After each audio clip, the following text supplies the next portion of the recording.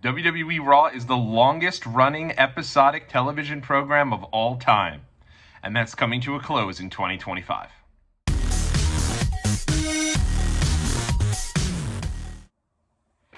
I told you that once Royal Rumble season rolls around, WWE typically gives you a little extra to get excited about, but even I couldn't have predicted all of this. This morning, WWE announced that WWE Monday Night Raw, the flagship program for WWE television, will be leaving the USA Network, and for the first time in its 30-plus year history, will be leaving traditional television and moving over to a streaming platform, Netflix, come 2025. Obviously, huge news. We're going to dive into all of it here in this video.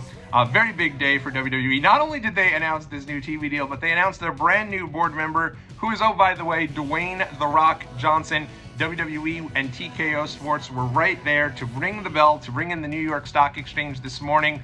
And I think it's a really exciting day to be a WWE fan because it solidifies that WWE isn't going anywhere, right? It also solidifies that WWE Raw isn't going anywhere. It continues to grow in popularity. I think there was legitimate fear amongst WWE fans when it came to this sale that, like, what is going to be of the future of WWE? Are they going to have new ownership that's really as invested in WWE as many of the different owners have been in the past? Obviously, Vince McMahon gave his life and his blood to WWE for so many years, super passionate about it. Would new ownership continue to be? And it clearly, after today, I think it's an emphatic yes that they will be. Ari Emanuel, who is currently the CEO of TKO Sports, was very excited this morning as they rang that bell for the New York Stock Exchange. They said something to the extent of stock prices for TKO going up 20% in response to this news of WWE going over to Netflix. From a fan perspective, I was a little worried simply because we're just coming out of the NFL, moving a playoff game off of traditional television, moving that over to the Peacock for its on a streaming platform, and people were very unhappy. I mean, when I tell you that, like, the next day it was like, oh, let's talk a little bit about the games, but let's talk about the big news. The NFL can't be moving their playoff games over to a streaming platform, and people genuinely really upset about this. And I mean, at the end of the day, it was like a $6 charge, and I think you got a free trial, so I think people could have pumped the brakes just a little on the outrage that this caused. But with that being said, I think it definitely made me a little like, oh boy, that was the first thing I thought of when I saw that Raw was going to be moving to Netflix, was like, what is the response of this going to be? But I think across the board, it's been overwhelmingly positive. Let's get into some of the financials behind this. This deal is for 10 years, $5 billion, so $500 million a year, up way higher than the current deal that WWE had, which I believe was at $255 million for Raw. And remember, this is only for Raw in the United States, Latin America, and Canada. So you think about that, that's not even including SmackDown, NXT, and obviously the PLEs. We're going to get into a little bit more there, because not only is this inclusive of the WWE Raw program in the United States and really in North America, but globally this includes rights to all WWE PLEs, SmackDown, NXT, and Raw. So for me, I'm interested to know, what does this mean for the WWE Network? Does this mean that globally the WWE Network still exists? I don't expect that Netflix globally is going to take on the WWE Network. I think it will still exist, probably just as an archive or just as an on-demand service. But it's interesting, and I think that's something to really monitor here from a global perspective. But I also think this should probably lead to Netflix being able to acquire, assuming things go well, being able to acquire the WWE PLEs once the deal with Peacock is up.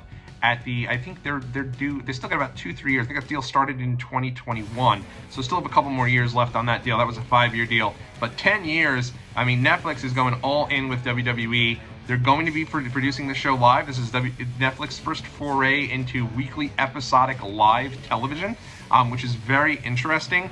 And Netflix has tried a couple of things in the past. I remember the Love is Blind finale was supposed to be live. Didn't work out. They've had some hiccups, but at least they can see what it's like to produce live television. And hopefully, once Raw starts, it's going to be, something that's very much exciting and something that they're able to do without too many hiccups along the way. Nick Khan was on Pat McAfee's show. If you get an opportunity to check this appearance out, it was incredible. I feel like every time Nick Khan does an interview, he speaks very well. WWE's lucky to have him. I'm a huge fan of the guy. And he mentioned that right now the plan is to keep Monday Night Raw on Monday nights, like it traditionally is, but did mention, hey, if it is going to be Monday nights, will continue to deal with the competition, but talked about the popularity of Monday Night Football. Obviously, also with the Manning cast, they're really dominating television on Monday nights. They also have a playoff game. They also now have the ability to flex into better games later in the year, similarly to how Sunday Night Football also does. So if they have a dud of a game, they can flex right out of it on Monday nights and give you the best game possible. And it's clear, too, they're not just giving you dud games. This year, the Philadelphia Eagles, who just made the Super Bowl, were playing on Monday night. Last year, Tom Brady and the Cowboys were playing on Monday night. So at the end of the day, I think there's a lot that goes into this. And Nick Khan did say, if we have to go against that, we'll deal with it, right? You know, right now we're still getting a 0.6 rating in the demo of 18 to 34. At the end of the day, if we have to do it, we still will do it. But there's also an opportunity to potentially move off Monday nights if that's something they decide to do. And they still have to iron things out. We're still about 10 and a half months away from this deal becoming finalized. They're going to be in the USA Network until October 1st, 2024. And there really is no announcement as to where things stand in terms of where Raw will air for the final couple months of the year. Personally, I do think they'll work something out with USA just to have it go right through the year and start fresh 2025 with Netflix. Remember, they're still on the USA Network for SmackDown, so I expect that that's still a good relationship, and I think they'll work something out to just extend this deal until 2025. I doubt there are any hard feelings here. So not only do they have this deal coming in here from Netflix for, what is it, $5 billion, $500 million a year for 10 years, but on top of that, remember, they still have the $1.4 billion deal they just got for SmackDown. That's a 5-year deal. They have a $125 million deal they have for NXT at the CW network. That's a 5-year deal.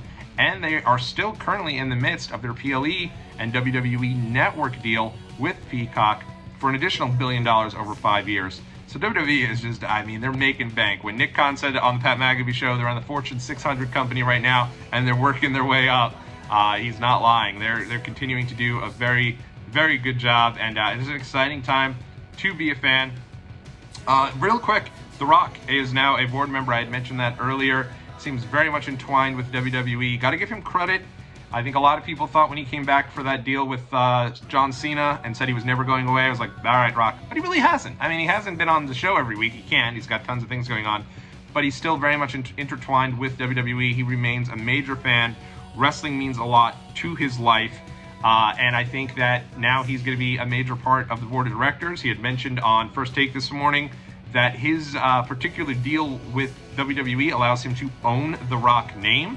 And also did mention, and it does seem like this is a real possibility, that he's going to be fighting Roman Reigns this year at WrestleMania in the main event, and said if we do it right, this should be the biggest main event in the history of WrestleMania. That he currently has, by the way, from his match with John Cena back at WrestleMania 28. So, I mean, I think The Rock is a really big fan of history. He likes to make all these different, deals there. And if it's something that he knows he can break records, he's always on board for that. So that's something to be mindful of and interesting. But let me know what you're thinking about this on Netflix. Are you excited about this move here for WWE? I personally think it's great. I have Netflix anyway. Who doesn't, right? I think a lot of people have Netflix. And what's interesting too is because you now have Netflix, if you pay for the Netflix subscription that doesn't have commercials, WWE will allow you to watch that Raw show all the way through.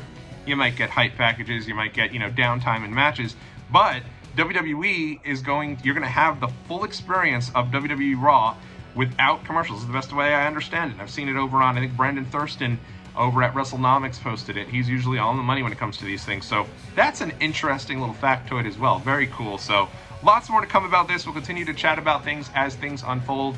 But the big news today, WWE Monday Night Raw moving to Netflix starting in 2025. You excited? Is this too much? Where are you at? Talk to me. I'll talk to you next week.